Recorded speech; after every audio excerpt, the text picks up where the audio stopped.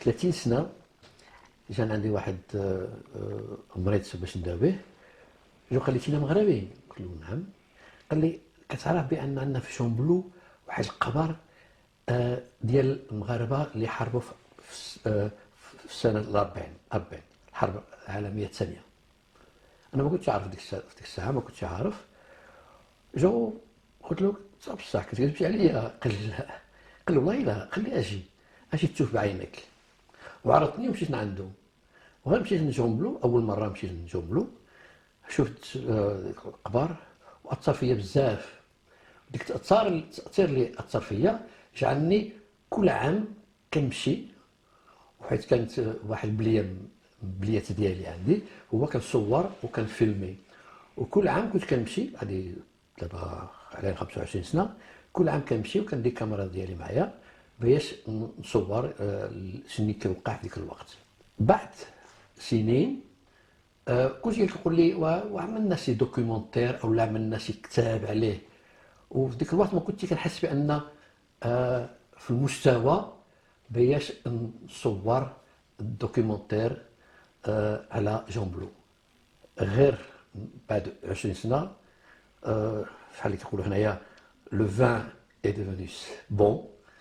الو حسيت بان نقدر ماشي غير نصور او نعمل مونتاج او نظهر، نقدر نقاوم كل واحد اللي بغى يهضر او يعرف شنو وقع بين 12 و 16 ماي 1940.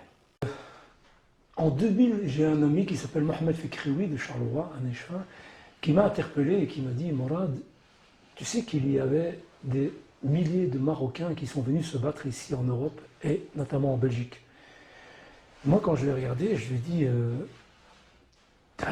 j'y croyais pas. Et j'ai fait après des recherches et je me suis rendu compte qu'ils étaient beaucoup plus nombreux même à venir dans toute l'Europe pour se battre dans cette guerre qui n'était pas la leur.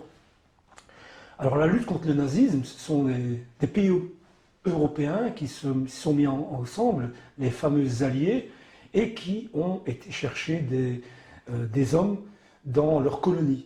Et comme le Maroc était un protectorat, donc il y avait notamment beaucoup de jeunes hommes, eh bien on a été chercher, puiser des hommes dans le sud, dans le centre du Maroc, légèrement dans le nord, mais un peu plus dans le centre et le sud. Et c'est comme ça qu'on est arrivé facilement à 400 000 hommes. Ce sont des chiffres qui circulent de certains historiens. 400 000 Marocains qui, pendant la Seconde Guerre mondiale, sur plusieurs vagues, sont venus se battre. واحد النهار تفاجئنا برساله من عند نولي ولكن من عند فلاو، ولكن نولي اللي قراها قالوا دي ما يمكنش نقدروا نعاونوكم وما نقدروش يعترفوا بكم الفرنساويين الا ما تخلقوش جمعيه. نولي جايب داكشي مكتوب، قال له ودي حتى الاسم ديال الجمعيه جايبو. قال له ودي بانه مهما نتوما ماشي عسكر وما حاربتوش، غادي ديروا لي زامي دي زونسيان كومبات، سوفينير دي زونسيان كومبات، سا كومبات. دونك بدينا الاكثريه اللي في المونيتور فرنساويين وبلاشكا، برغميساس البرغمي ديال جان بلو، الكوميتي فرانكو بلج، معنا مسيو لو باك، معنا مسيو. دونك واحد العدد ديال البلاشكا اللي دعمونا في هذا الملف. غادي تجي 1999 غادي تجي باش